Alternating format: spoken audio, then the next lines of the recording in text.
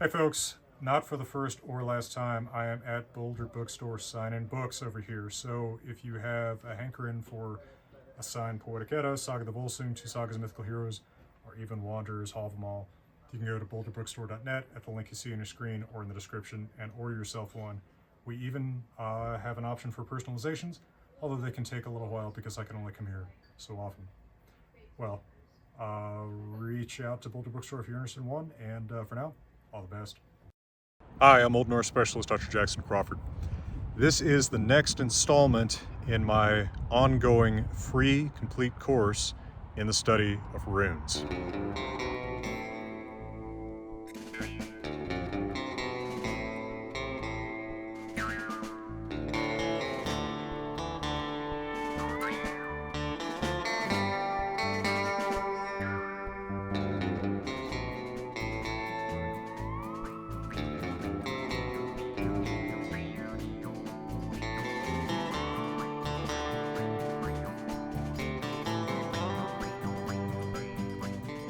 So, the biggest mystery in the origin of the runes is why they come to be ordered so differently from other alphabets that are ultimately descended from the Greek alphabet.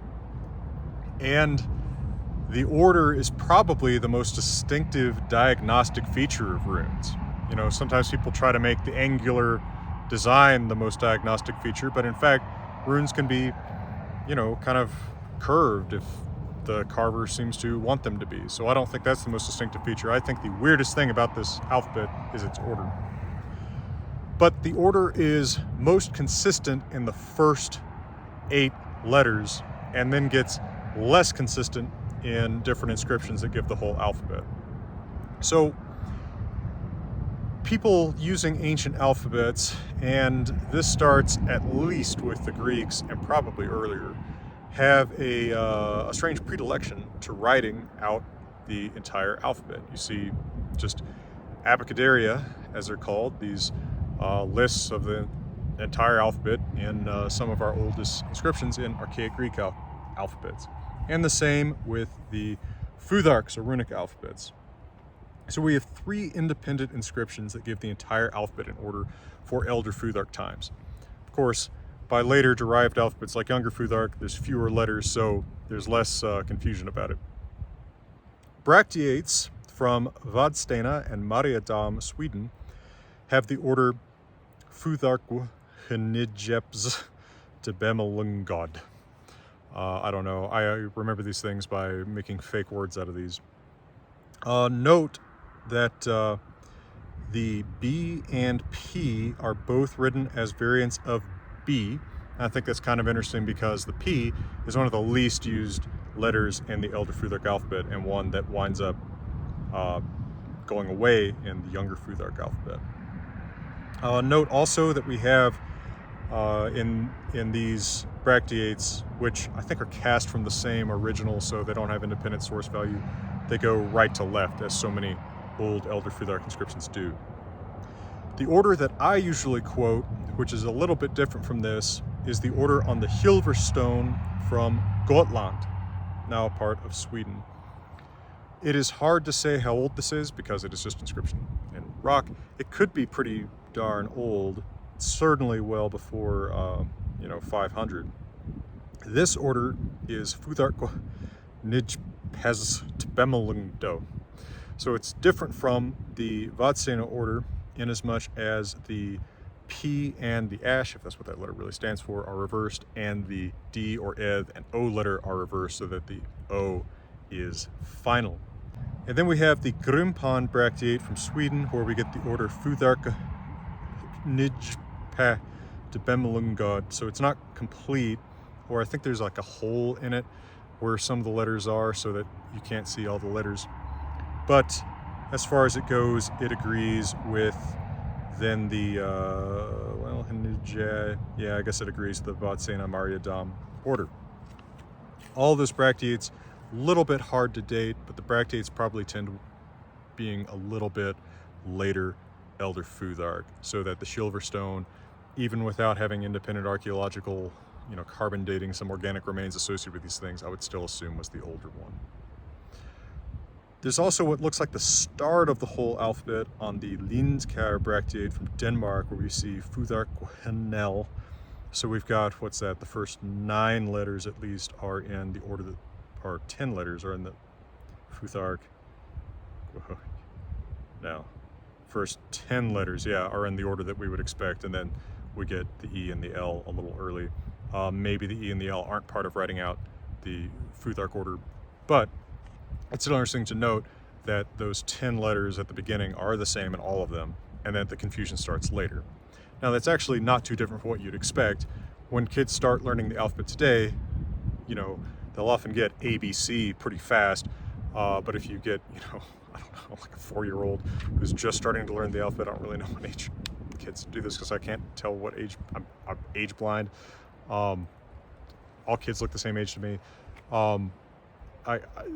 They will start breaking down around, you know, J or K or L, and very likely something like that is happening with writing out the Futhark alphabets on these inscriptions.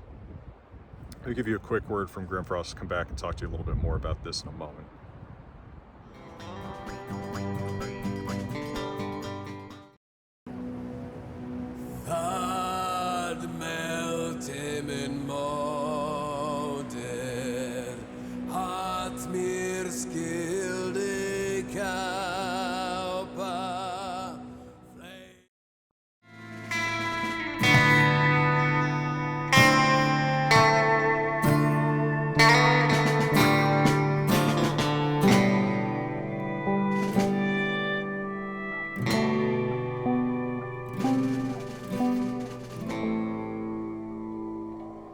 So here's a thought experiment about figuring out where these come from. If you look at the capital letters of the Roman alphabet, the ones that the Romans actually used, so there's no J, U, or W there. And then you look at our small letters, what do you call them, lowercase? They're not always very obviously related, right? Lowercase r is not that similar to uppercase r. Lowercase s is real similar to uppercase s, but not all these letters are real similar.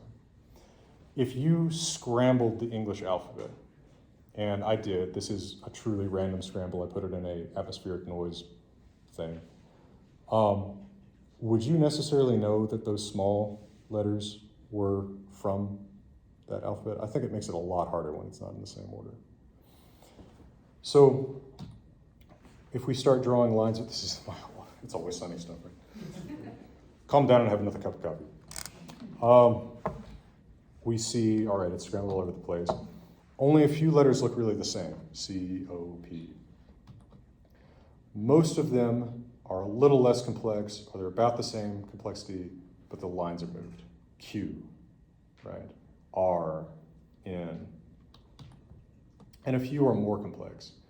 D is more complex. I gets a dot. G, this G is really complicated, lowercase. So would you recognize that those were connected, especially if they weren't arranged in the same order? I think it's kind of hard to see. So I think that actually the order is part of what's making it harder for us to think about this very clearly. Oh, also some Roman letters have been split, right? So I has become I and J, V has become U, V, and W. So in my thought experiment with the shuffled alphabet, I got 9% in the same order. You know, I'd put it back in the number generator and it would get something different, but that's just something random. All right, so it's the bracteate order that is more commonly presented in social media and popular books today, although I prefer the Silverstone order.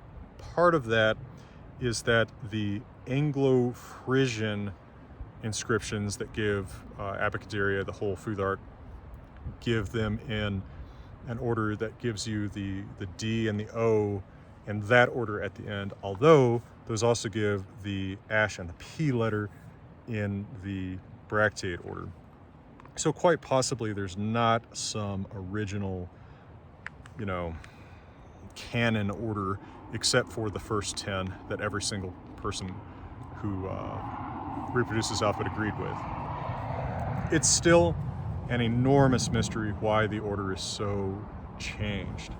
And I don't have, unlike with the origin of the runes, where I'm pretty convinced now of my Celtic mediation idea, and I'm looking forward to having some Celticists on the channel to talk about some of the questions involved with this.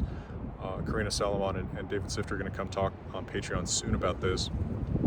I don't have a good cohesive idea of why the order has changed. Now, the letters are named in Phoenician, right? So Aleph is, I believe, ox. Beth is house, I want to say. The Greeks pick these names up, but then don't give meanings to them, right? So the Greeks name them alpha, beta, but alpha and beta don't mean anything except the letter in Greek. The Etruscans, as far as we know, don't name the rune, or the letters. So they just call them A, B, K, just based on their functions. And the Romans seem to pick that up from the Etruscans, because the Romans call them A, B, K, and that's where we get our A, B, C with our vowel shifts in there.